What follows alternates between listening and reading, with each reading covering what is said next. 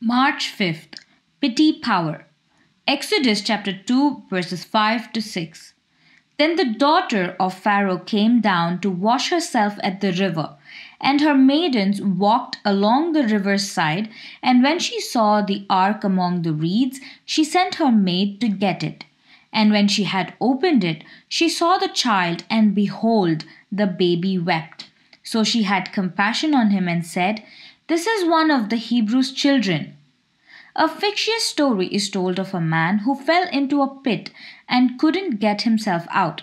A subjective person came along and said, "I feel for you down there." An objective person came by and said, "It's logical that someone would fall down there." A mathematician passed by and stopped long enough to calculate how the man fell into the pit. A news reporter visited and wanted the exclusive story on this pit. A scientist heard about the situation and calculated the pressure necessary, pounds per square inch, to get the man out of the pit. A geologist advised him to appreciate the rock strata in the pit. An evasive person came along but avoided the subject of the pit altogether. A self-pitying person informed the man, "You haven't seen anything until you've seen my pit." Then Jesus came by, saw the man in the pit, and lifted him out. Compassion must be yoked to action. Pharaoh's daughter, even though a pagan, coupled her compassion for a condemned Hebrew child with action. She drew him out of the water and raised him as her own son.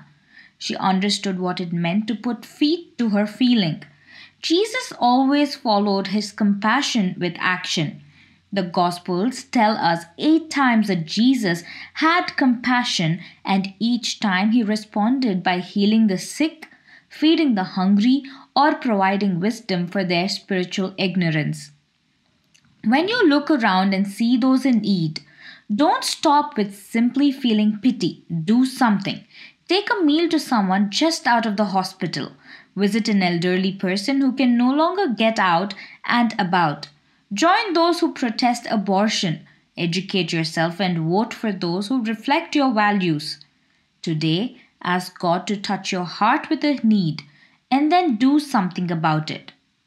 Don't just feel something, do something. Amen.